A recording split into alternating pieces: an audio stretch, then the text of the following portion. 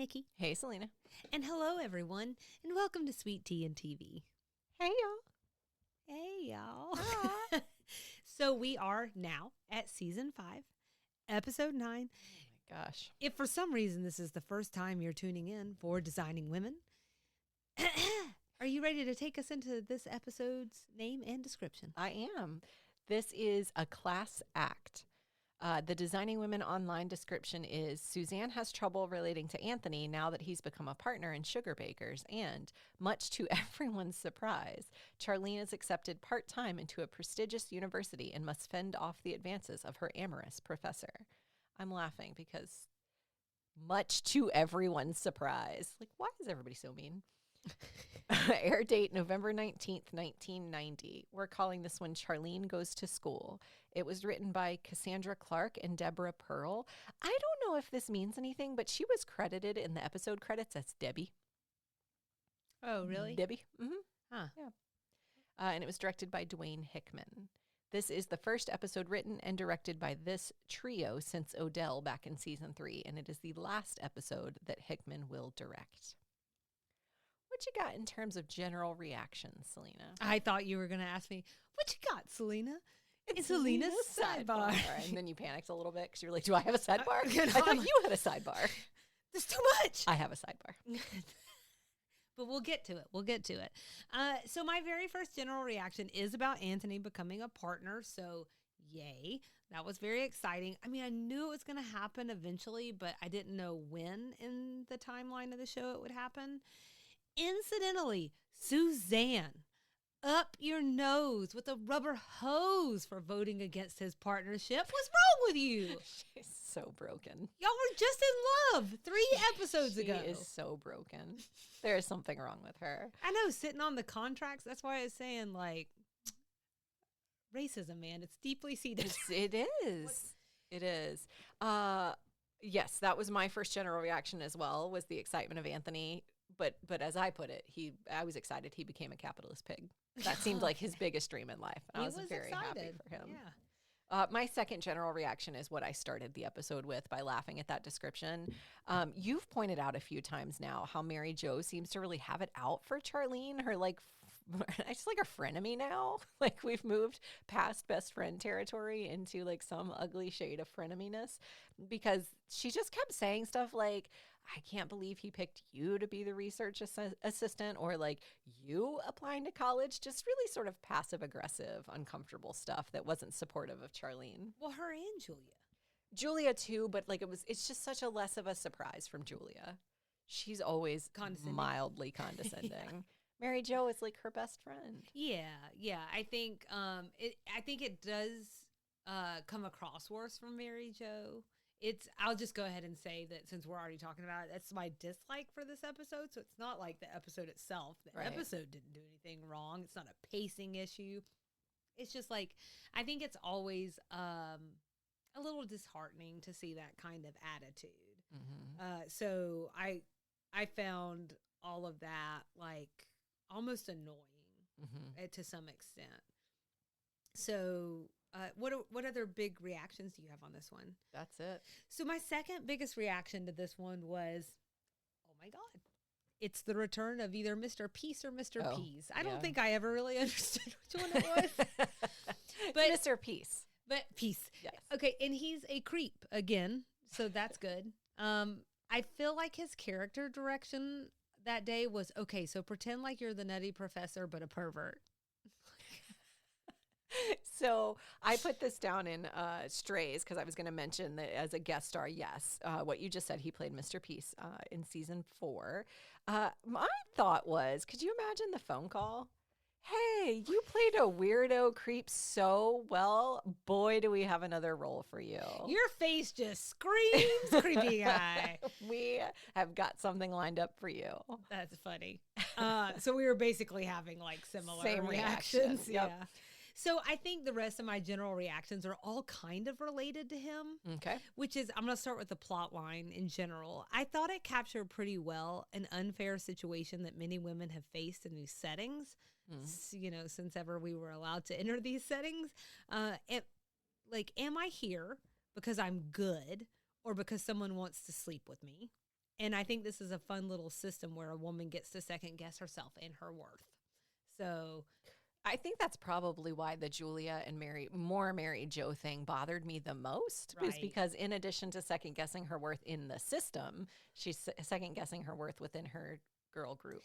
that's how the isms work. Yeah. They're so deeply rooted that we can't even see them playing out when they know better. They're supposed to be feminists. Anyways, I also thought it was pretty progressive that she called him out for abusing his position. I almost thought she said abusing his power, which feels very like today terminology, but it was abusing his position. And I thought that felt a little ahead of its time.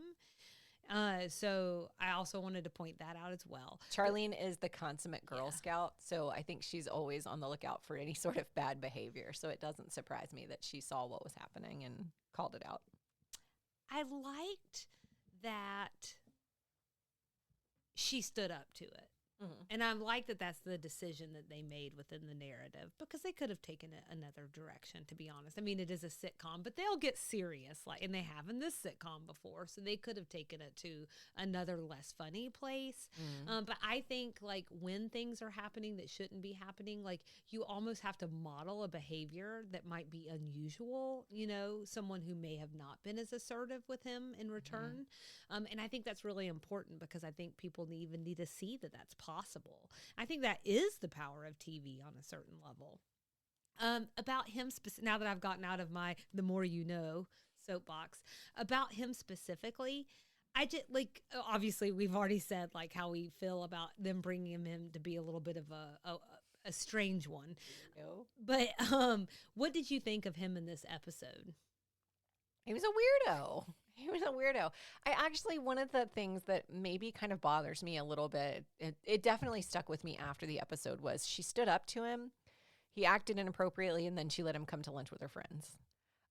So part of it is Charlene. Like, she's always going to give people a little bit of a pass. So yeah, she stood up to him. But then the second he sort of modeled not so great behavior again, she was just like, come on. It wasn't quite so bad. He was just inviting himself to lunch, but in a creepy way. Somehow I felt creepy. I don't know he can help it, though, which is kind of my reaction to him. Yeah, maybe. So he's skeevy, don't get me wrong, and he's annoying, but he's so awkward that it was almost hard for me to hate him. Like, I can kind of see what their connection is. So go with me on this journey, if you will. Maybe. Well, we're already here. I might get off. I might push the eject button. So they're both people who fall outside of what is deemed normal. And I think that's what we get a little insight into in their interactions. So and again, it's whatever normal means, but depending on the room you're in, it's not being perceived as whatever, or it's not being whatever is perceived as either undereducated or too smart.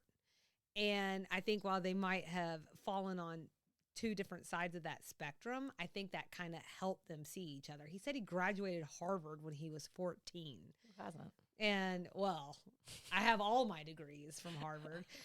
So people get both easily intimidated, though, is what, and they like to feel superior. I think that also means that, perhaps she is currently getting poked at by her own friends. So it's literally friendly fire. It's not literally friendly fire, but it is friendly fire going on back at the office. He's always been treated like an outsider. It's kind of that outsider energy that I think, even though she's like annoyed and frustrated that he hit on her, that she also feels bad for him. So I am not in any way excusing the behavior, but I do think that they have that in common. Sure. Also, when he made that move on her, that was brave. Oh. He didn't try and kiss her. He just went straight to motorboating. He couldn't help himself. He just went right for the Winnebagos. I think it was the way he asked at the end if he could go to lunch with the friends. The tone with which this man delivers nearly anything is going to put me on edge. Just so now you can invite me to lunch with your friends. There's something about it that was so. I mean, I told you in the last episode, I thought he reminded me of Buffalo Bill from Silence of the Lambs. So I think you know where I stand. Now you can put the lotion on. Yeah, now you can put it in the bottle. So I don't know. That just sort of hit me as this thing where I was like, I don't like him. I don't think it's okay. But at the same time, like, I think they made it difficult on purpose. He seems like a nice guy. That's my favorite Tommy Boy reference. Suzanne's carrying a gun. They'll be fine. What about stray observations? We talk a lot about the women's fashion on this show, but we don't usually talk about Anthony. He's Yeah. really upgraded to early 90s yuppie chic with his like mock neck turtleneck and blazer. So I felt like I should. And I think that was to meet the standard as a new partner. So I felt like I should call that out. Yes. On Hulu, they cut out like a whole bit of Anthony answering Suzanne calling him from the, she's in the main sitting room. He's back in the storeroom and she calls him to come settle the tiebreaker over end tables. This is when she ring screams. They cut out everything that happens after that.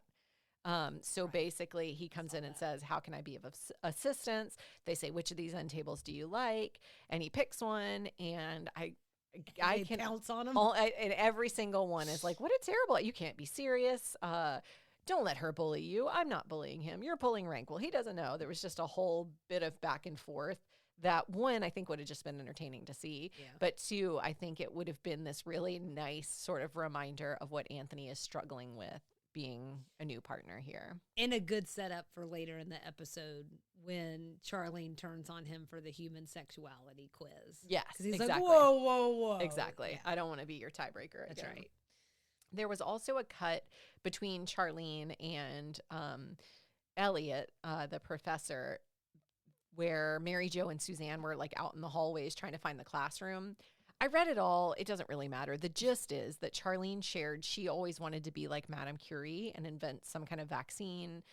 She had an agreement with her dad that if she got an A, he'd let her drive the tractor. It's really only relevant because it bridges the two scenes. So they're standing next to the filing cabinets. The next time you see them, they're sitting down eating a snack together. It was sort of bridging them getting to that point of sitting down, eating the snack, and sharing personal things about each other. She had sort of started opening up about herself. So I thought that was an important cut. And then the last thing I wanted to mention was a guest star alert. Yeah. Adam Goldberg, the Oreo man. Sure. I love that he's credited as the Oreo man. Mm-hmm. So he's the guy that's the experiment they're all sort of observing who's not allowed to eat Oreos. Elder millennials probably remember him from Dazed and Confused. He also shows up in one of my seasonal favorites, Son-in-Law. It's coming up on Son-in-Law season for me. Pauly Shore movie. It's excellent. He was also in How to Lose a Guy in 10 Days, and he was Chandler Bing's roommate, Eddie, in a 3-episode arc of Friends in season 2. All very good millennial All of it. references, yes. All of it. Did you have any strays? I do. So just that this is our third threaded episode in a row because Charlene harkens back to everybody feeling like they're in a rut. That rut was seeded first in old rebels and new models. Thank you. If we just stare at each other like this long enough, we'll get there. I mean, look, we have to memorize that name. We have to memorize the name we name it. It gets tough. But anyway, so I like that we're seeing more of that. I have some nitpicks, though, in questions from this episode. The timeline for Charlene's college application and acceptance made no sense. She was like, I decided I wanted to go to college. I called them last week. Here's my acceptance. I'm like, what? I mean, it doesn't matter. Things were different in 1990. Do we need to talk about the fact it's a little weird that Charlene is dressing up like a schoolgirl midway through the episode? I think there's a psychological thing to that. Yeah. It's just like she wanted to be taken seriously, so she put in pigtails and put on a plaid skirt. What could be more serious, you know? He's like, so I took off my pants, and I just don't understand. The Oreo study, coming back to that.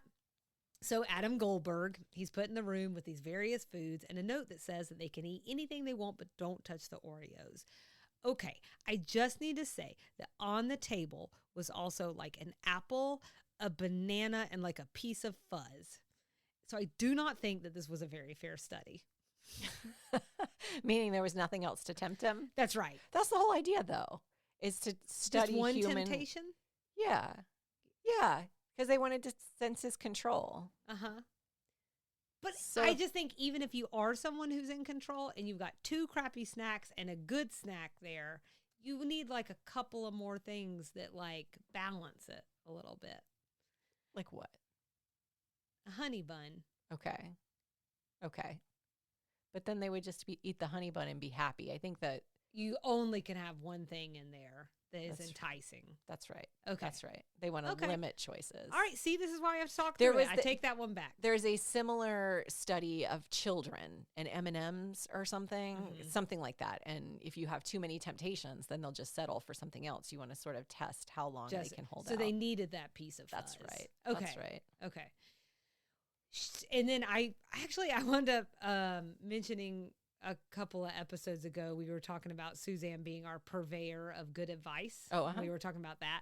But here's something where I think we're on the opposite end of that. It's this thing like where I also think we need the segment of, is Suzanne smart or is Suzanne dumb? Okay. Within the span of one scene, she makes a comment that Charlene looks like a big blonde Henry Kissinger in drag. That is an awfully witty reference for someone who's supposed to be dim.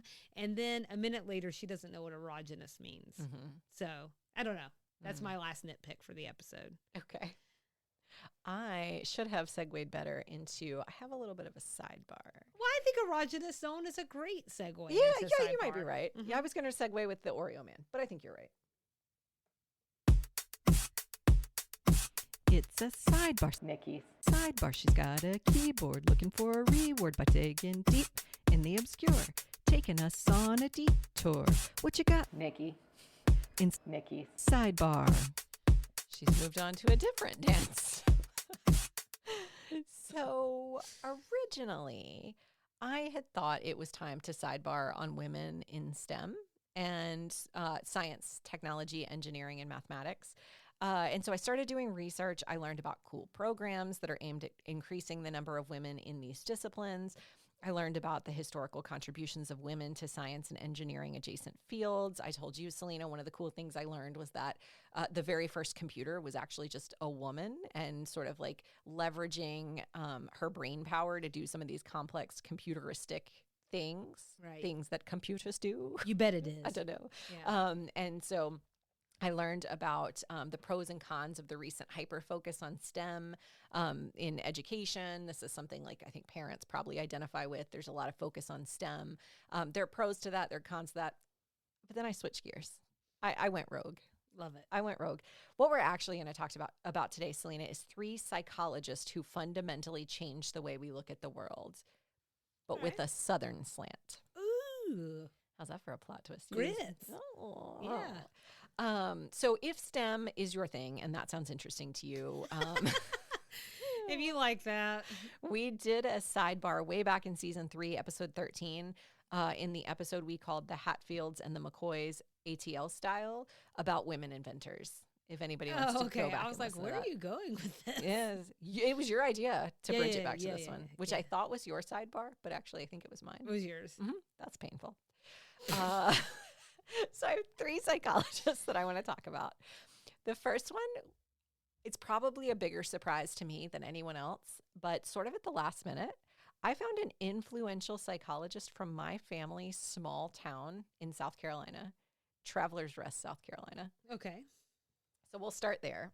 John B. Watson. This blew my mind. Travelers Rest is like, you never know anybody who even knows what Travelers Rest is. I know what less- it is because of you. Yeah, right. So much less someone who like influential in a big field was born there. But John B. Watson was born there in 1878. So it's a little while ago. But he was born to a devoutly religious mother and a father who left the family early. And then despite his mom's commitment to religion, John had a really troubled teenage period. Like he went to jail a few times. He performed like really poorly in school. Despite that, because of connections and privilege and whatnot. His mom was able to get him into Furman University, which is incidentally my dream college in Greenville, South Carolina. So, good for him. So after all those years of performing academically, he got to go to my dream college. And at Furman, he turned it around. He graduated at 21 with a master's degree and headed off to Chicago in search of a PhD in psychology, which he obtained. Watson's research falls into the category of the behaviorist theory. In short, he believed that humans learn everything through their interactions with the world around them. So think more nature versus nurture. Okay. Honestly, the more I read about his theories and his approach, the sadder it got. Like, it was all very 1920s, send them off to a really cruel mental health facility to cure them of the drinking and all that sort of stuff. For instance, he's most well known for his Little Albert experiment, in which he explored classical conditioning using a 9-month-old boy. In the experiment, he demonstrated that little Albert could be conditioned to fear something like a white rat when no such fear existed initially. So he combined a really loud noise with the appearance of the rat in order to create fear in the baby. So it's that Pavlovian thing. Yeah, Pavlovian. It rightly so ended up being really controversial, and a lot of people question the ethics behind it. But his research did lay the groundwork for an understanding of how significantly humans are affected by their experiences. Yeah. The next person I wanted to talk about was Mamie Phipps Clark, who was born in 1917. She was from Arkansas. In fact, she's from Hot Springs. And despite her privileged upbringing as the child of a Black, well-respected physician and a stay-at-home mother, her psychology research would be forever influenced by the racism she witnessed firsthand growing up in the Jim Crow South. So after what she described as a warm, supportive, and protective childhood, she attended Howard University in D.C. on an academic scholarship. In her early days at Howard, she went to math and physics classes intending to be a teacher, but she thought the teachers were cold. She just really didn't like them. So one day she had what she called a prophetic experience when she met Kenneth Clark, a psychology student who introduced her to that department and encouraged her to enter the field of psychology, which she did. Between graduation and entering a master's program in psychology, she did secretarial work at an NAACP lawyer's office, where she learned the office was making plans to challenge racial segregation around the country. Her thesis work, influenced by both her time working in the lawyer's office and her time working at a local nursery school, was around identifying at what age African Americans became aware of their race. She would go on to publish 3 major articles around the findings. She and Kenneth eloped during this time and both went to Columbia University to study for PhDs. They were the only Black people in the department. She became the first Black woman to graduate from Columbia with a PhD in 1943. Shortly after this, Mamie conceived what became possibly her most notable research project, quote, the doll test. Oh. So you're familiar with this one. Yeah. So in this work, the Clarks, so it was Mamie and Kenneth together, observed 253 Black children aged 3 to 7. 134 attended segregated nursery schools in Arkansas, and 119 attended integrated schools in Massachusetts. So I'm going to pull this next bit word for word from an article I found on the National Women's History Museum's website because it articulates the study really neatly, probably in a way I wouldn't be able to do. Shown 4 dolls, 2 with white skin and blonde hair, 2 with brown skin and black hair. The children were asked to identify the race of the doll and which they wanted to play with. Overwhelmingly, the children wanted to play with the white doll and assigned it positive traits. The Clarks concluded that African American children formed a racial identity by age 3 and attached negative traits to their own identity, which were then perpetuated by segregation and prejudice. So this work would land Mamie a spot testifying as an expert witness in like a lot of school desegregation cases. It even took her toe-to-toe with her PhD advisor, who argued in favor of segregation. In Brown versus Board of Education, which is sort of like the case on school segregation, NAACP lawyers used her research in their successful arguments. Regrettably, history books tend to credit Kenneth with most of the work, but many times over the years, he has acknowledged that it was Mamie's party that he crashed. This was fully her baby. He just got to be part of it. She passed away of lung cancer in 1983. So the last person I wanted to talk about also sits in this kind of world of racism, racial inequity, and segregation because I think, unfortunately, because of the nature of the South, when you want to study the human brain and the human experience, you can't overlook racism. Like it's all hand in hand. So this last psychologist falls into that lane, and he's another Arkansan. He's from Arkansas. Arkansan. So whatever. He's from Arkansas. Yeah. Robert Lee Williams II was born in Little Rock, Arkansas in 1930. His dad was a mill worker and his mother cleaned houses. After he graduated high school, he very briefly attended junior college. He quit because he was really discouraged by his low score on an IQ test. So he got married, had 8 kids, and worked in construction and as a car hop until he got the courage to try college again. He enrolled in Philander Smith College, graduating cum laude in 1953, and then attended Wayne State University in Detroit, Michigan, where he earned a master's degree in educational psychology in 1955. For a bit, he worked as a guidance director in Mississippi until he was hired on by the Arkansas State Hospital as the staff psychologist. There, his supervisors encouraged him to go even further with his education, so he studied clinical psychology at Washington University in St. Louis, Missouri, where he earned his PhD in 1961. So after that, he worked lots of different jobs, leading him up to the point in time where Martin Luther King Jr. was assassinated.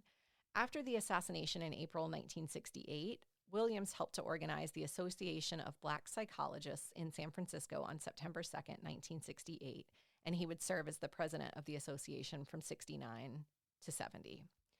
After the assassination, he says he became more aware of his own Black identity and his life experiences that had been shaped by that, including that low IQ test that led him to drop out of college the first time. In a paper he presented to the American Psychological Association in 1972, Williams described the results of a 100-question intelligence test he had created. Again, pulling this from one of my sources because I think it plainly describes his work. Quote, "It was called the Black Intelligence Test of Cultural Homogeneity, or the Bitch 1000. Questions used a cultural context." Yeah, that's just what it was called. I don't know. Huh. Questions used a cultural context more familiar to African Americans, and consequently, white takers of the test scored lower than their Black counterparts. This work has become part of a larger body of evidence showing how standardized IQ tests exhibit racial and cultural biases that result in lower scores for Black students. It almost sounds like logical, Mm-hmm. you know? I mean, not like, oh, this makes sense and that's good. Not like that, but like logical, like if it's written largely by one race and you grow up in 2 different or multiple experiences or whatever, like than the other experience, it's just like, it's almost like trying to put on someone else's clothes or something. So I'm having a bit of a journey with standardized tests myself now as a parent. It's like you go through it yourself as a student, then you go through it as a parent, and it's layered by all these years of experience in between. But it gets at what you said earlier, like this acceptance of what's normal, and you assume that this test is written for a normal person. But what is normal? And my context of normal is different than your context is different than yours. In a school setting, we might have similar contexts of normal, but when we go home, it's very different. And from district to district, what's normal in my district is different in yours, but we're all taking the same darn test. So how is that fair? There's no perfect answer, and I'm not presenting a perfect answer here. I'm simply talking about psychologists, but that is why I find this work so mind-blowing. It's pointing out a very important hole in a system that we just take as lock, stock, and barrel. Exactly. Okay. And you have these really amazing people who are willing to sort of put themselves out there a little bit and say, like, but if we tried this, what if we tried it? What would happen? Yeah. So he's actually much better known for his research on ebonics, which is a term he coined in 1973 to refer to an English vernacular that's spoken by some African Americans. It's absolutely what I was thinking about. Yeah. Honestly. So before he coined the term, it was referred to as non-standard Negro English. And today it's mostly called African American Vernacular English. So I read something that said, like, it's almost pejorative in its own, when you call it non-standard, it's pejorative in its own right. Like you're just immediately out of hand dismissing it as a way that people talk to each other. Yeah. But so his work was really obscure until the mid-90s. And this goes back to when a California school recognized Ebonics as a language that a lot of its students spoke in a bid to secure funding for bilingual education. It became a very lightning rod issue. And he actually made a ton of TV appearances explaining it. So he kind of pushed that conversation forward a little bit. I don't know that there was a satisfying solution for anyone, but today we do have a more nuanced conversation around this different vernacular of English that a lot of people speak. So he died in August of 2020, and then I thought this quote from his daughter after his death summed up his life and his career really beautifully. She said, although his education and knowledge of psychological issues related to African Americans laid the foundation for his career, his greatest strength was Rosie Lee Mitchell, his mother, a Christian woman with a second-grade education who valued education. When he was little, she told him, boy, go get that piece of paper, and he did. So I really liked that anecdote at the end, and it was an interesting segment to research. So what did you like in this episode of Designing Women? I thought that might be where that's headed. Well, I was thinking that there were some ways where Julia really might have been finding her way back into my good graces besides some of her bad behavior from time to time. In the beginning, she says, this is in the cold open, bye, Marvel Ann. We could unpack that name for 3 hours. I can't. If you don't like those curtain rods, please feel free to bring them back too. We four will beat you to death with them. It just was pretty good. Then she calls out and threatens to hurt Suzanne if she doesn't cut it out with Anthony. I like that. Suzanne redeemed herself when she broke the news to Charlene that Mary Jo and Julia were calling her stupid. Charlene says, what are y'all saying? They're saying they think you're stupid too. I get that all the time. They think since we got extra helpings in the boob department, we got skimped on everything else. They just have such all the writers on this show, because now we have several. Love the boobies. Well, they really know how to get creative in that area. And then I did like it when she shouted to Anthony from the storeroom after Julia asks her to get his attention or go get him. That's her way of doing it. Mm-hmm. I'm going to run through these and then I just figure, and then I'll pop it over to you if that's okay.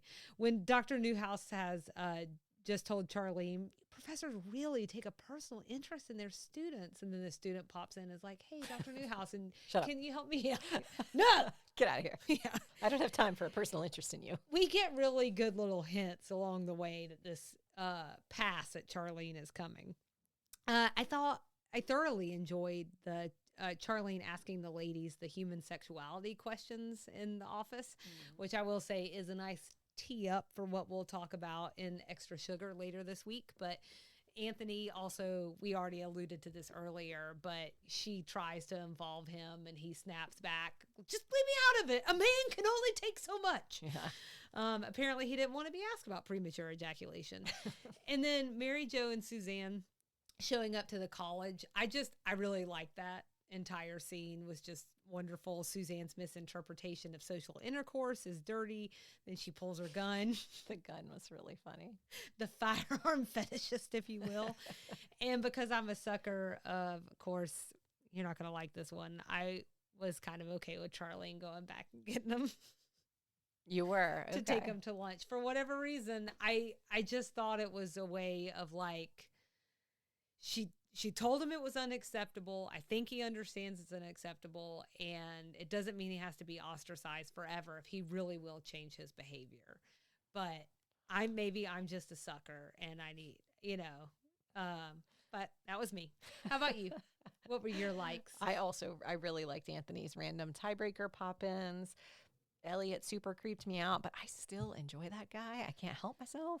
He's good at being a creep. He's so quirky. You need those kind of characters in shows, you know? It's they're color characters. They add color. Mm-hmm. I also did appreciate, and I think this is probably what led to me kind of being okay with him as a character. I do think he genuinely appreciated some of Charlene's unique characteristics. Mm-hmm. Like, I don't think that was all made up so he could sleep with her or whatever. No. I think he really found her charming. She was plain languaging that whole time. Yeah. They would say some obscure term that nobody gives a crap about, and then she would be like, oh, like ink on the paper. She would translate it So that takes a certain liked amount of intelligence to translate something complicated into something most people can understand.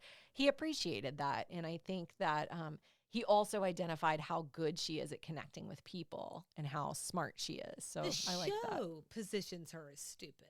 I've never thought that Charlene was stupid in this show. I think maybe she talks about things that aren't as serious, but you know what? I enjoy that. So I think they really try to position her as slow on the uptake, and they've ramped it up a lot this season. It has not been this way the whole time we've watched this show. The first season, she was like a borderline serious character. Yeah. And over time, they have moved her into this ditzy. Like season 1, I never would have questioned that Charlene would be going to school. That wasn't even a question for me. Yeah. So it's weird to me that Mary Jo and Julia do, because I'm like, no, like she's smart. She's smart. She just has lots of goals. Yeah, exactly. More goals than anyone I've ever met. So that's actually the one dislike that I had for this episode, was that I just can't handle the Charlene slander. It's too much. Yeah, I think we're on the same page too far into that. that. It's too much. Yeah. She's a nice gal. Leave her alone. Let her live her life. Yeah, I just think all of it's like it is tough sometimes if you you don't want someone to get hurt, right? And I do think there was some of that in the mix when it came to the school. Yes. Like you want the landing to be easy, and I understand that. But the way that they were doing it in this episode, Mary Jo and Julia, it was just, there was clearly things underneath it. Yeah. I mean, there was literally a point when they were like, he wants you to be his research assistant. Like, they didn't think she was going to get into college. So it's one thing to set reasonable expectations. So like gently telling your child, like, Harvard may be out for you because you only got a 1250 on the SATs. If you'd like to go take it again and see if you can get it higher, we can do that. But I just want you to know it's going to be hard. That's one thing. That's based on facts. I can tell you 90% of Harvard students get in with a SAT score higher than that, you know, but it's an entirely other thing to be like, how could you even consider college, you big Dumbo? Right. You answer phones, which I feel like is what they did. You pair of walking knockers. Exactly. You want to rate this one? Yes. My rating scale is inappropriate social distances. I gave it a 3 out of 5. Okay, yeah, this one already said you. I'm going to dare to say it was boring. Yeah, okay. I thought it was boring. Yeah, that's understandable. So I gave it a 4.7387 out of 5 motorboats, but for research. And I went with a very precise number because this is a science episode. Yes, correct. And I wanted to honor the science in this one, you know. I like this one. I thought it was just fun. It was also a little bit of a fish out of water story for Charlene.